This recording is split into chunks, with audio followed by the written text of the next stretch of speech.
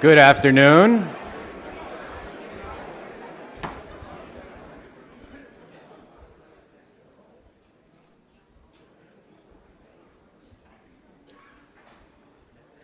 His Excellency Sebastián Piñera, President of the Republic of Chile, and distinguished guests all.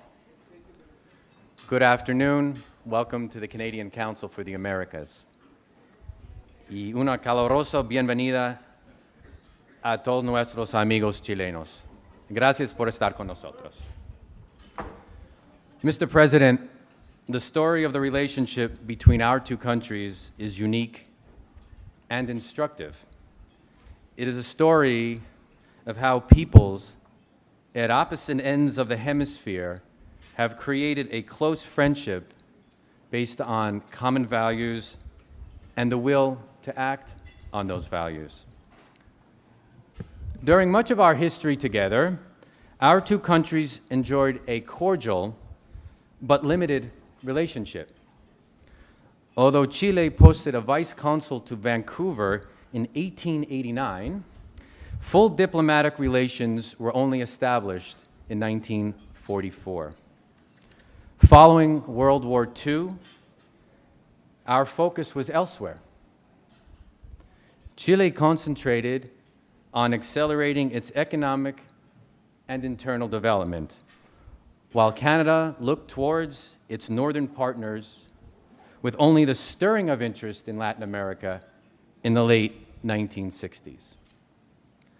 That changed during the 1970s and the 1980s, during Chile's struggle to restore democracy and human rights. Canadian governments, both liberal and conservative, along with Canadian NGOs, extensively engaged Chilean civil society to assist in a nonviolent transition. Under Canadian auspices, opportunities were created for responsible voices to meet, minimizing the risk of associating with one another. Ottawa's International Development Research Center and CETA established and promoted the international visibility of important think tanks and NGOs inside Chile. Canada welcomed many of Chile's best and brightest. But our governments did not see eye to eye, and there was no pretense to have it appear otherwise. But this changed dramatically with the restoration of democracy. And building upon the foundation of trust and friendship forged during the difficult era, our peoples and governments have collaborated extensively on geopolitical, economic, cultural, and educational matters, both bilaterally and in multilateral fora. Our leaders meet frequently and with purpose. We continue to collaborate on furthering the fundamental values of liberal democracy and human rights. It is no coincidence that two of the most important hemispheric declarations of democratic principles, the Santiago Commitment to Democracy in 1991 and the Quebec City Declaration of 2001, were born in our respective cities. The commercial collaboration between our countries has been a stunning success.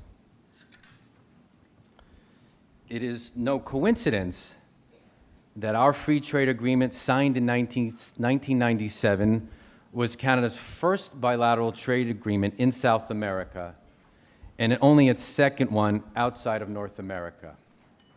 It was the first ever bilateral free trade agreement signed by Chile. Canadian investment in Chile now is $13.7 billion. It was the largest source of new foreign direct investment in Chile during the past decade. Canadians across the country of all economic levels are invested in Chile, directly as shareholders in Canadian companies or through their investments in pension plans based in Canada. Our bilateral trade is $2.5 billion annually, some of which, Mr. President, can be explained by the fact that over the last 3 years, Canadians have consumed 27 million liters of Chilean wine every year. And very likely, Mr. President, while drinking our Carmagneres with our pololas,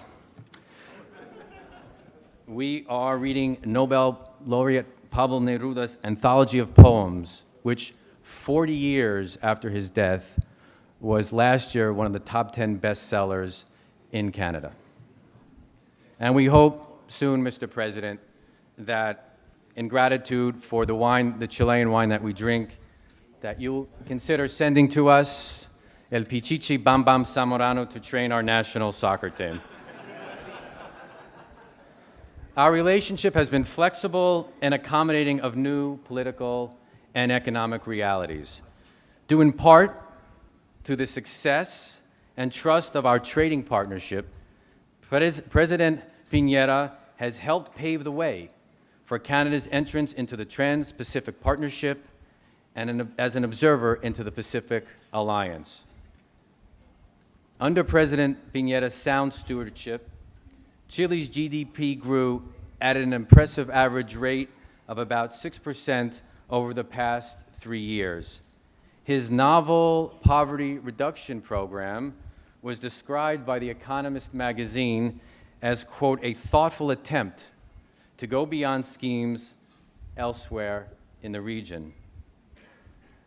But over and above, Mr. President, Canadians maintain an unforgettable image from 2010 of your leadership, standing above the mine shaft, singing the national anthem, energizing the rescue of the 33 trapped miners.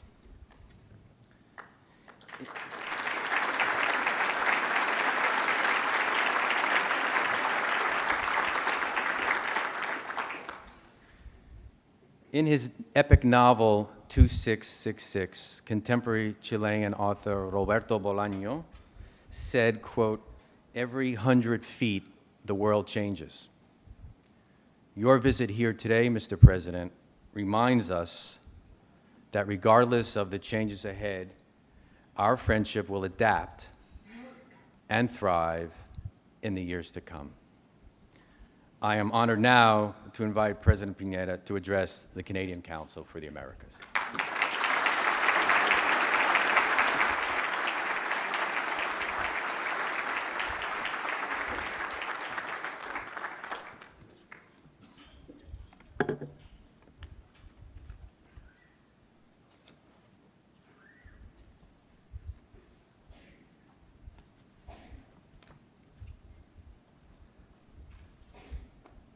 Mr. Oliver, Minister of Natural Resources, and dear friend,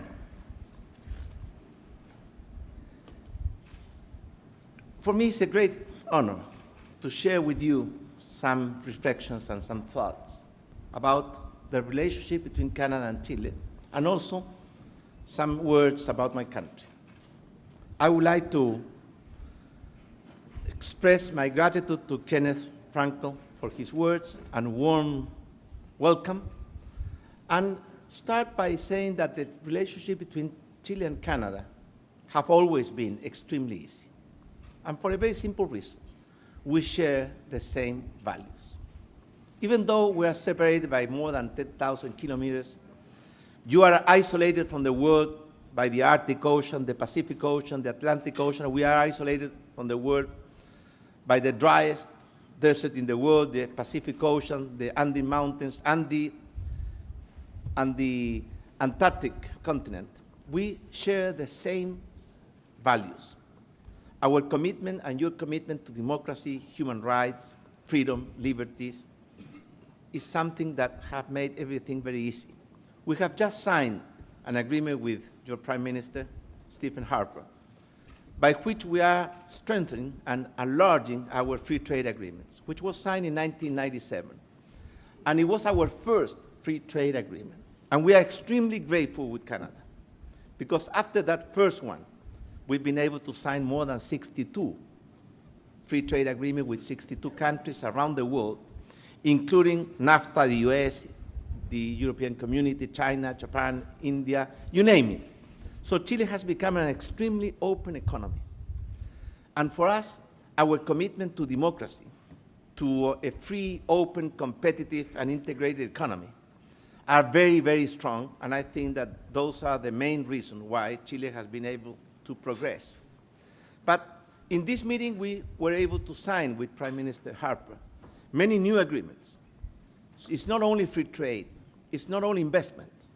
You know that our trade with Canada have more than tripled since we signed the agreement. But it started from such a low level that even though it has tripled, we still have so many things to do in order to really establish a close and strong trade relationship with Canada. But in terms of investment, Canada is now the third most important foreign investor in Chile, after the US and Canada. But in the last 10 years, it has become the first and most important foreign investor in Chile. And I would like to express here very openly and very frankly that Canadian investment are welcome in Chile. And that in Chile you can find a state of law, respect for foreign investment, and also a clear understanding that foreign investment will be treated exactly as it was local investment. We don't discriminate between foreigners and locals in terms of laws or in terms of investments. So we are looking forward for the best part of our relationship with Canada. And we were discussing this with Stephen Harper yesterday. And there are so many things that we can do. Both countries are mining countries. We have a lot to learn from your leadership in terms of technology, science, mining, education, renewable sources of energy. And those were exactly the issues and aspects that were incorporated to our agreement in order to strengthen our collaboration. With respect to Chile, when we took office 3 years ago, we knew that it was not going to be easy. First of all, because 10 days before we took office, Chile was hit by one of the most devastating earthquake and tsunami in the history of mankind. At that time, it was the 5th worst earthquake and tsunami. Then the Japanese were hit by another one, and ours became the 6th worst earthquake and tsunami in the history of mankind. We lost, in a few seconds or minutes, 1/3 of our hospital, 1/3 of our schools, more than 200,000 homes. In a few minutes, we lost, in terms of infrastructure and wealth, something like 20% of our GNP. And that was, of course, a big challenge for the new government, because we had to undertake the challenge of reconstructing our country. On top of that, the Chilean economy was losing momentum. We were losing our capacity to grow. We were losing our capacity to create jobs. Our investment was going down, and therefore we were fully aware that we needed to start a kind of renaissance. And our commitment was to double our growth capacity and to create 1 million jobs, which is equivalent, in the case of Canada, to create almost 2.5 million jobs in 4 years because of the difference in population. And after 3 years, we are not satisfied, because you can never be satisfied with the results, because there are so many things to solve, so many problems to solve, so many challenges to face. But in terms of results, the Chilean economy is growing at a pace of 6% per year on average, which doubles what was the pace of the last government. We have been able to create 828,000 jobs in 3 years. So we are very close to our commitment of 1 million jobs. Investment is going up from 21% to 27% of our GNP. And therefore, investment is growing much faster than consumption and much faster than our GNP. At the same time, we have been able to control our inflation rate. Last year was 1.5%.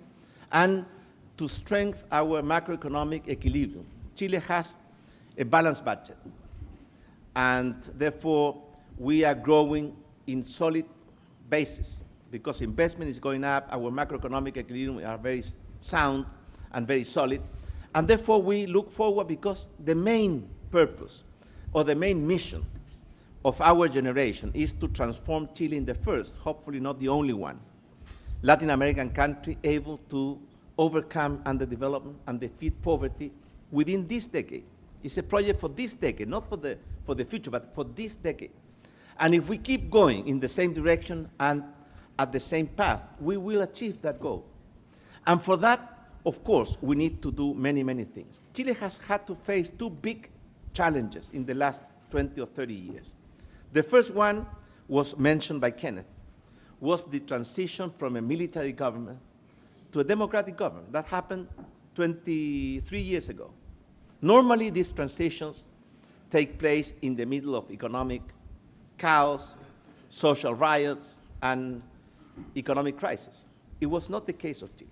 We reached an agreement, and therefore we were able to do the transition from a military government to a democratic government without having to suffer those evils.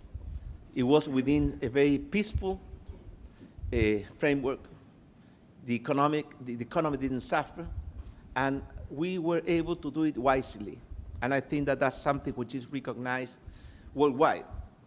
But now we have to face a second transition, which I think is more difficult than the old one, which is to transform Chile, which was the poorest Spanish colony, into a developed country without poverty. Right now, Chile has a per capita income in parity purchasing power of roughly $20,000, which is a little bit less than one half of what you have in Canada. And therefore, we are moving in the right direction. Chile is by now the country with the highest per capita income in Latin America, even though it was the poorest Spanish colony at that time. And that is not a coincidence. It's because I think that we are implementing the right public policies in terms of having not only a respected state and a modern state, but also we have been able to construct a very stable democracy, and we have embraced a market economy, a real open social market, competitive and integrated economy. And we will pursue in these lines. But that's not enough. We know that the old pillars of development, stable democracy, a market open integrated economy, and a modern state able to face its challenges, is not enough. We need to build the new pillars if we really want to become a developed country. What are those new pillars in which we are working very hard, and we are putting a lot of priorities and emphasis? First of all, we are undertaking a huge educational reform to increase the quality of our educational system at every level, pre-scholar level, at the basic and secondary level, and also at tertiary level, universities. For instance, we have increased our investment in education from $8.9 billion to more than $14 billion in the last 3 years. So we have increased our investment in education by more than 50% in 3 years. Actually, we are now investing almost $1 out of every $4 of public expenditure in education.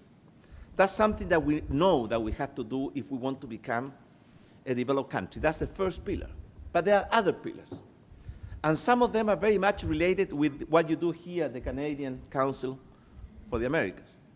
Because the second thing is that we need to improve the equality of opportunity and defeat poverty. Because Latin Americans in general, and Chile also, are countries with a huge inequality in terms of income. And we need to reduce those inequalities and defeat poverty and guarantee everybody that they will have a life consistent with the dignity of being a human being, at the same time a life where they will have the opportunity to really exercise their talents and be able to do with their life what they think is right. The third pillar that we need to build is that we need to invest much more in science and technology. We were investing around 0.5%. Our target is to double that percentage within our government. So go from 0.5 to 1%, and we are moving in that direction. And I know that's not enough. We will need to go up to 2% at least. The average investment in science and technology of the OECD country is 2.5%. And the fourth pillar, I was mentioning education, income distribution and better equality of opportunity, science and technology. And the fourth one, of course, is to foster entrepreneurship, innovation, because those are the real renewable, non-exhaustible resources in which we have to rely. And we are working very much in building those four pillars. And if we keep going in this direction, if we keep growing at 6% per year, which has been the average of the last 3 years, if we keep strengthening investment and productivity and science and technology and also fostering entrepreneurship and innovation, I'm convinced that Chile will be able to become the first Latin American country able to overcome underdevelopment and at the same time to defeat poverty. And with Canada, we share many things, not only principles and values. We are part of the OECD together with Canada.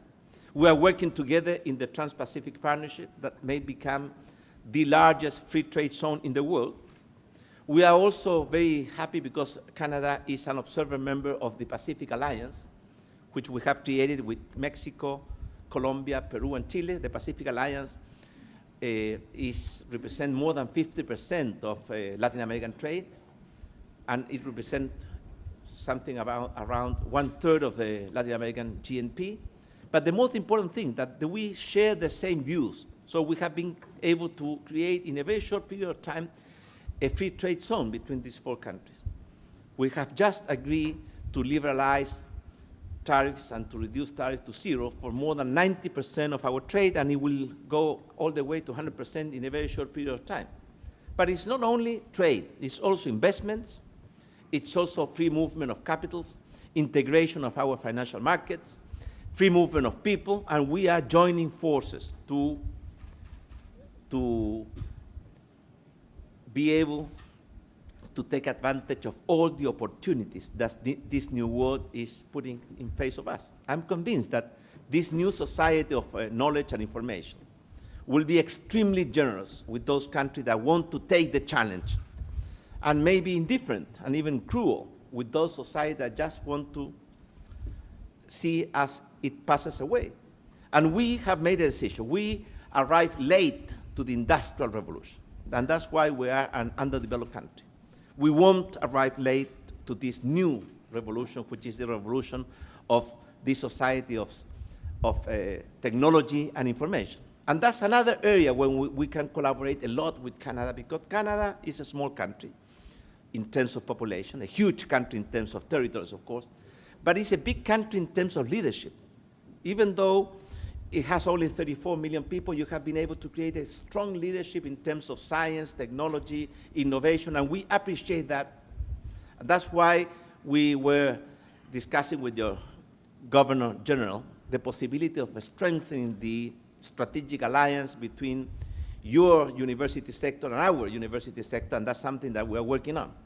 For all those reasons, I'm convinced that even though we have done a lot of things with Canada, the best of the relationship between Chile and Canada is yet to come, and it is our responsibility to build those relationships. Therefore, I would like to emphasize once again that Canadian investment are very welcome in Chile, not only because you provide financial resources. Actually, we don't need that. We have foreign savings and we have access to international markets. What we really need is your leadership, your technology, your innovation capacity, your knowledge, because in that way, this strategic alliance will be good for Canada and Chile. And since there are so many technological companies, Canadian companies investing in Chile, I would like to express my deep gratitude and also to re-emphasize that Canadian investment are very welcome in Chile. I would like to end this word by saying that I'm ready to take all the questions that you might want to ask, even tough questions, but you have to take the risk of getting tough answers too. Et je voudrais finir ces mots parce que la première langue que j'ai appris a été le français à l'école. Alors, je veux dire, vive le Canada, vive le Chili, et je suis ici pour répondre à vos questions. Merci.